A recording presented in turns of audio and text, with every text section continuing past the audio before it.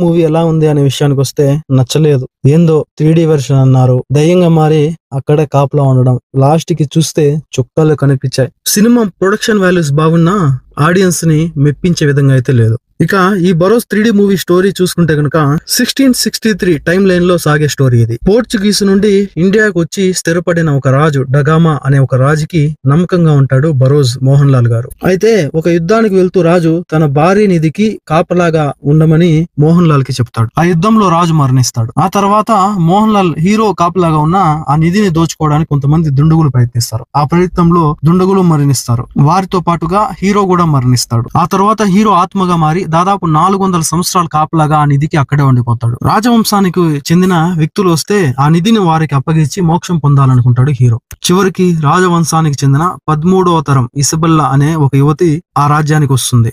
ఆవిడకు